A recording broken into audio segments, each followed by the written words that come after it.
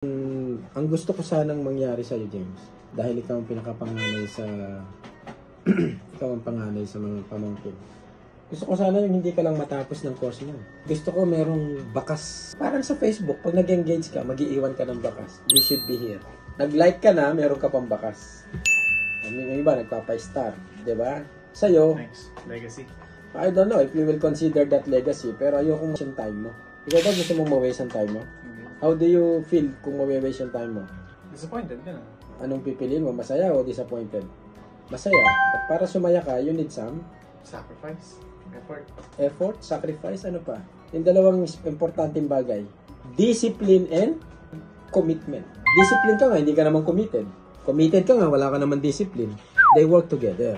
Ibig sabihin, kung sa tingin mo medyo underpaid yung datingan mo, sobra yung ginagawa mo, okay, sacrifice yun. Ang tawag natin doon is delayed gratification. You sacrifice now, enjoy later. Hindi ka mo pwedeng mag-enjoy ngayon, tsaka ka mag-sacrifice later. It should be the other way around. Diba? O, tingnan mo yung nangyari kay Kochi. Si Kochi, nung nagsisimula dito, 17 years old siya. Pinagtrabaho kong Sabado. Natatandaan ko, dyan sa pwesto mo na yan. Pinuntahan ako. Louie, pinuntahan ako ni Kochi. Naalala mo yung pag ganun-ganun pa siya, oh. Pag ganun-ganun pa, tapos yung naniningkit pa yung mata. Kinonfront niya ako. Ha? 17 years old.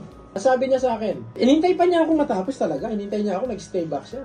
Para kausapin niya ako. Ay, hindi ko malilimutan talaga to. But this is a classic example that I will never forget until I die. Sabi ni Kochi sa akin, Tito Nep, do I really need to work on the weekend? Yun ang tanong niya sa akin, Louie. Sabi ko, tinignan ko siya mula ulong pa. Sabi ko, why did you ask that question, Kochi? Don't you think, sabi niya, I'm only 17 years old? Am I not losing my youth? Yun ang mga tanong niya eh. Ang galing ng mga tanong niya eh. Don't you think, sabi niya, don't you think I'm only 17 years old? Am I not losing my youth? No! Bakit? Sabi ko, ba't mo na itanong? Kasi mga kaibigan ko at this age, pagdating ng Friday, excited na sila para mag-happy-happy. Eh ako, nagtatrabaho ako. Sabi niya, he's losing his youth. Sabi ko naman kay Kochi, Kochi, ilang taon na ako? I'm 51 nung time na yun. Do you think I still need to work weekend? Am I not losing my life? Ikaw pala, youth lang ang kinatatakot mo. Ako, life ang nalulus ko, di ba? But anyway, ang example ko kay Kochi, nagkaroon kami ng bahay ni Tito Bong mo at the age of 50, di ba? That's through hard work, blessings na rin sa Panginoon. But in your case, kung makikinig ka sa akin, by the age 21, tapos ka na sa kurso mo, may bahay ka pa. Nice! 21, nagkaroon ng deposit si Kochi sa bahay niya, ngayon natapos siya sa kanyang kurso, at nasa ibang company na, kumikita na siya ng good money. Na kung hindi namin ginawa yun before, I don't know kung anong meron siya ngayon. Baka mas higit pa, pero somehow matibay-tibay na yung foundation ni Kochi. Diba? Ngayon, si Kochi, 21 years old siya, o 22, whatever. Ilan taon na si Kochi ngayon? 22? May bahay na siya. Tapos pa siya ng kurso, may trabaho pa. Kami, age 50, doon kami nagkabahay. So ngayon, yung edad ni Kochi, 22 minus 50, ilan ang difference?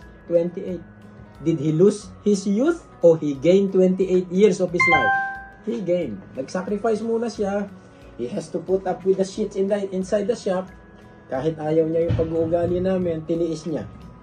Ngayon, meron na siyang pink slip. Graduate na siya ng mechanic. Kumikita na siya ng senior, parang full-time mechanic. At mag-upgrade pa siya sa mga heavy equipment. Marunong na siyang mag-mekaniko sa mga forklift. At his age, below 25. What do you think of Kochi's future ngayon? It's a lot brighter than before, di ba? Gusto ko ito, James, mangyari din sa iyo to. But how do we do that if we don't communicate? Di ba?